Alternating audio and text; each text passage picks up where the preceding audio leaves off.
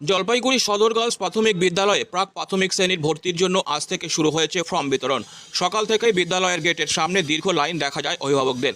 আগামী 3 দিন ধরে চলবে ফর্ম বিতরণের কাজ, আর ফর্ম জমা নেওয়া হবে পরবর্তী 2 দিন। বিদ্যালয়ের প্রধান শিক্ষক অরূপ দে জানিয়েছেন, এই ফর্ম বিতরণের প্রক্রিয়া 22শে ডিসেম্বর লটারি পদ্ধতির মাধ্যমে সম্পন্ন হবে। যারা লটারির মাধ্যমে নির্বাচিত হবেন তাদের সন্তানেরা এই বিদ্যালয়ে প্রাক প্রাথমিক শ্রেণীতে ভর্তি হওয়ার সুযোগ পাবেন। ভর্তির ফর্ম নিতে সকাল থেকেই বিদ্যালয় চত্বরে অভিভাবকদের উৎসাহ ছিল চোখে পড়ার মতো। ভিড় সামাল দিতে বিদ্যালয় কর্তৃপক্ষ যথেষ্ট তৎপর ছিল। বিদ্যালয় কর্তৃপক্ষ আশা করছেন পরবর্তী দিনগুলোতেও অভিভাবকদের সহযোগিতায় ফর্ম বিতরণ ও জমা দেওয়ার কাজ সুষ্ঠুভাবে সম্পন্ন হবে। আমাদের সরকারি নির্দেশিকা অনুসারে প্রাক প্রাথমিক শ্রেণীর শিক্ষার্থীদের আমরা ফর্ম দিচ্ছি। 3 দিন ফর্ম দেওয়া হবে এবং 2 দিন জমা নেওয়া হবে। আগামী 22 তারিখ আমাদের লটারি প্রক্রিয়া হবে অ্যাজ পার রিজার্ভেশন রুলস অনুযায়ী।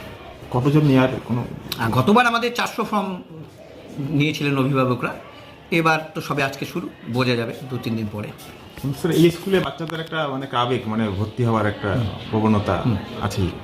হ্যাঁ, দেখুন, এটা ঐতিহ্যবাহী স্কুল, 150 বছরের তার পুরনো ইতিহাস। অভিভাবকদের একটা আবেগ থাকবেই, স্বাভাবিক। হ্যাঁ, বাকি আমাদের তো অভিভাবকরা ফর্ম নিচ্ছে, আমাদের ওই 100 জনকেই আমরা লটারির মাধ্যমে বেছে নেব।